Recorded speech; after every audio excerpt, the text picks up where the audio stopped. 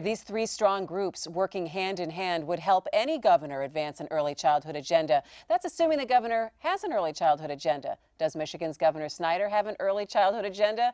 Indeed he does.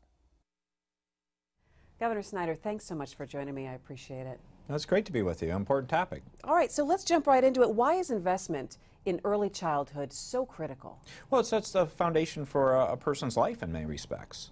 So when you became governor and you took a look at Michigan and you saw that there were a lot of programs for early childhood investment, but it didn't really all come together and you still had children who weren't doing well when they finally got into school, what was the decision process that you came to that this needed to be an agenda item? Yeah, well, we had to deal with a lot of challenges, as you know, Christy, in terms of the budget deficit. The state was a mess and we had to work through that.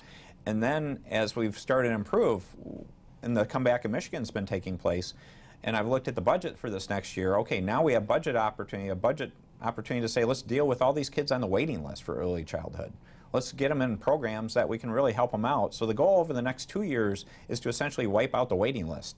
When you say the kids aren't ready, how does that translate to the education system? What kind of burden are we looking at when we have these kids come into the system, and even when they get to college and they're not college ready? Yeah, well, there's a lot of data out there. This is something that's been studied nationally and in Michigan, and one of the groups put out a study that showed how many times young people were repeating grades in like first, second, and third grade. And think about that. I mean, to repeat a grade at that level, that's not putting in a path for long-term success. And a number of these kids weren't repeating once. They're repeating twice and in some cases 3 times. What is the correlation between early childhood investment and the business community in Michigan? How does that affect business? Well, it does, because that's the workforce of the future. That's the talent of the future. We're bringing the business sector to the education sector to say, it's not one or the other, but how do we partner better together? How can government help facilitate a closer relationship to help young people and parents understand where future careers are, what skill sets are needed? Because if you understand those things, you're going to do better in school. If you know what you're looking to do, it helps. But people don't look down the road that you've got CEOs here in Michigan who are very invested in getting early childhood before kids even get to kindergarten. What's the process or the thought that we're not just talking about K through 12 anymore? We're talking about what? Well, I call it P20. I've called it ever, that was before I became governor. And what I mean by that is actually prenatal through lifelong learning.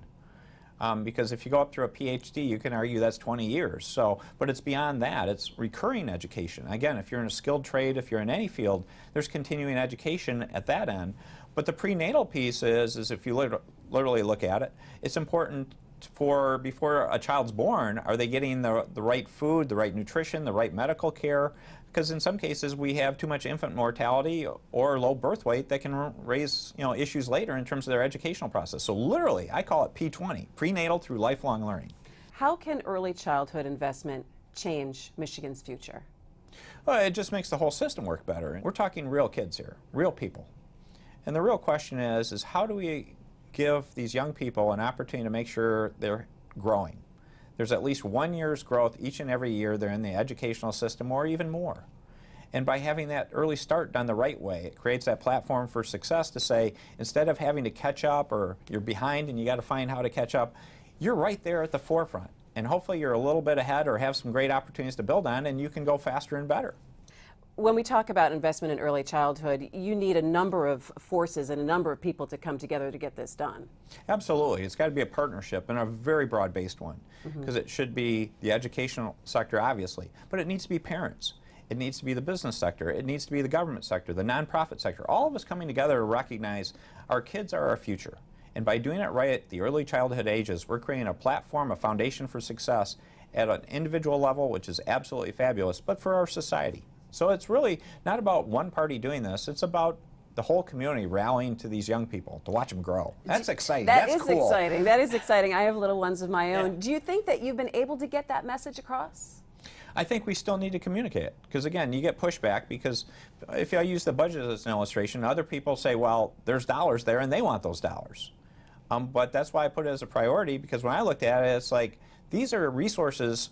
Again, if we can make sure the high-quality programs are there, and there's a lot of opportunity to do that, if we can get people involved, this is something that will have a huge return to all Michiganders. And we should be proud of it, and then we should think about, isn't it great to help kids of that age, to watch them flourish and be successful? That's just wonderful. Yeah, and it helps them in the long run, and it's also a different mindset of getting people to think about before K through 12. You've got to look at a wide range.